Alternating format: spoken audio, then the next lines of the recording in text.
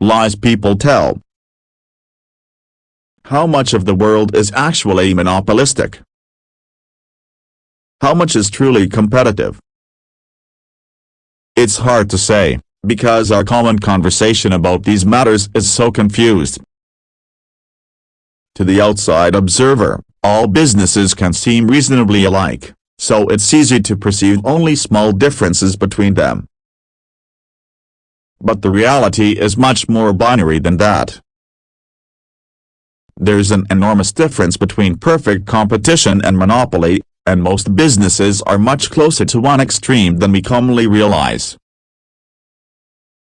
The confusion comes from a universal bias for describing market conditions in self-serving ways. Both monopolists and competitors are incentivized to bend the truth. Monopoly lies.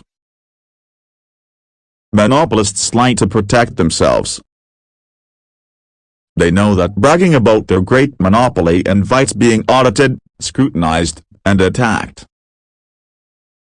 Since they very much want their monopoly profits to continue unmolested, they tend to do whatever they can to conceal their monopoly, usually by exaggerating the power of their non-existent competition. Think about how Google talks about its business. It certainly doesn't claim to be a monopoly.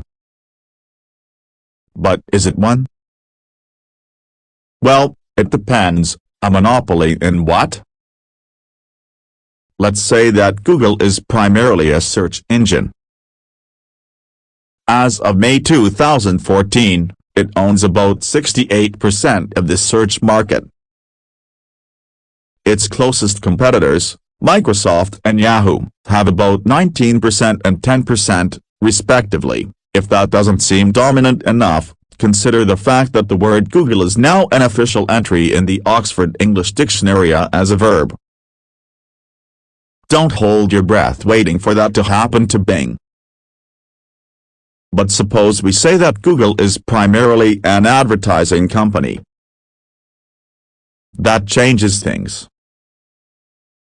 The U.S. search engine advertising market is $17 billion annually. Online advertising is $37 billion annually. The entire U.S. advertising market is $150 billion. And global advertising is a $495 billion market. So even if Google completely monopolized U.S. search engine advertising, it would own just 3.4% of the global advertising market. From this angle, Google looks like a small player in a competitive world. What if we frame Google as a multifaceted technology company instead? This seems reasonable enough. In addition to its search engine, Google makes dozens of other software products, not to mention robotic cars, Android phones, and wearable computers. But 95% of Google's revenue comes from search advertising. Its other products generated just $2.35 billion in 2012, and its consumer tech products a mere fraction of that. Since consumer tech is a $964 billion market globally, Google owns less than 0.24% of it, a far cry from irrelevance, let alone monopoly. Framing itself as just another tech company allows Google to escape all sorts of unwanted attention. Competitive lies. Non-monopolists tell the opposite lie: we're in a league of our own.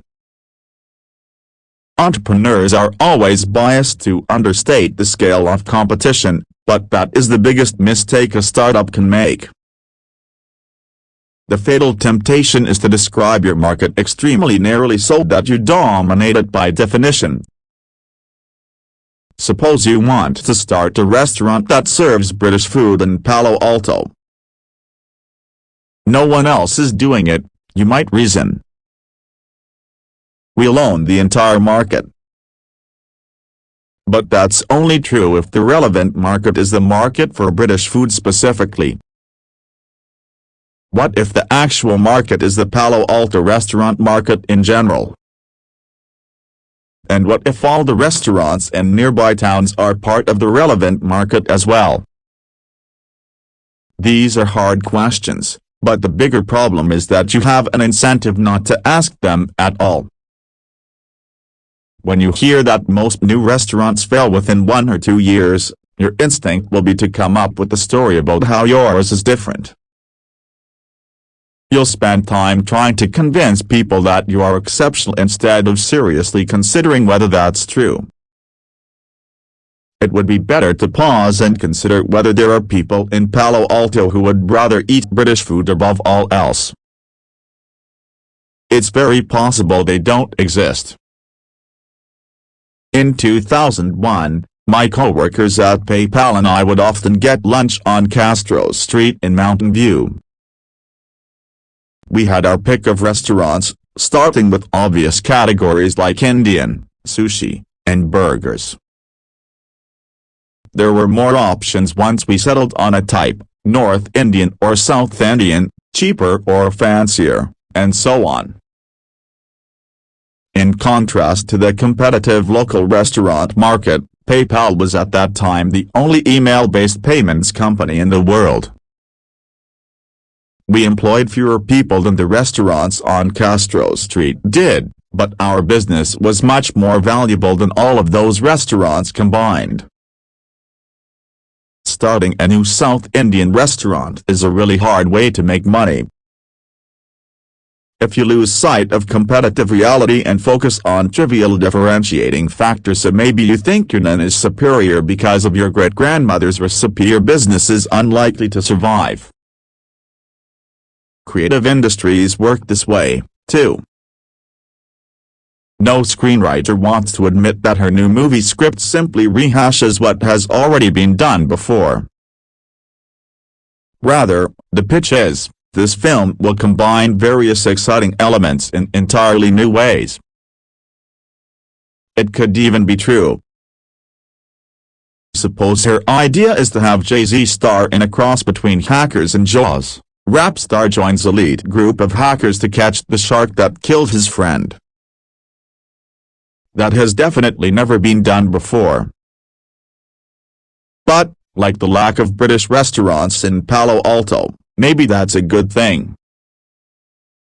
Non-monopolists exaggerate their distinction by defining their market as the intersection of various smaller markets: British food, restaurant, Palo Alto rap star, hackers, sharks. Monopolists, by contrast, disguise their monopoly by framing their market as the union of several large markets: search engine, mobile phones, wearable computers, self-driving cars. What does a monopolist's union story look like in practice?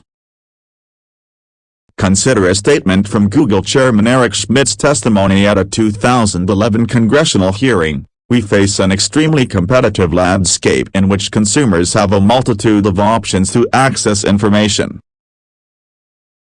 Or, translated from PR speak to plain English, Google is a small fish in a big pond.